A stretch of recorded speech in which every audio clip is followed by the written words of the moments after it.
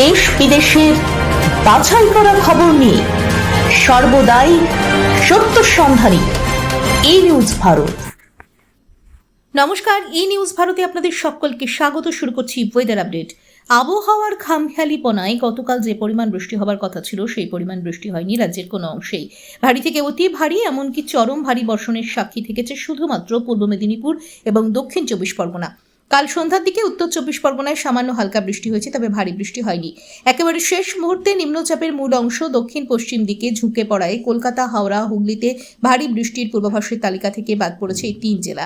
নিম্নচাপটি গাঙ্গেয় বঙ্গ থেকে সরে পশ্চিমাঞ্চলের দিকে গিয়েছে। আজ বেশি বৃষ্টির পূর্বাভাস রয়েছে উপকূল এবং পশ্চিমাঞ্চলে।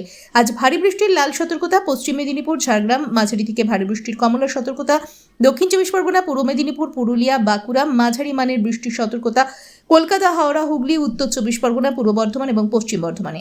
আজ কলকাতায় প্রধানত আংশিক মেঘলা আকাশ। আজ কলকাতা ও তার পার্শ্ববর্তী অঞ্চলে দিনের সর্বোচ্চ তাপমাত্রা 32 ডিগ্রি সেলসিয়াস, সর্বনিম্ন 27 ডিগ্রি সেলসিয়াস। বাতাসের আপেক্ষিক আর্দ্রতার পরিমাণ 78%, অনুভূত তাপমাত্রা 42 ডিগ্রি সেলসিয়াস। আজকের বৃষ্টিপাতের পরিমাণ 7.7 মিলিমিটার।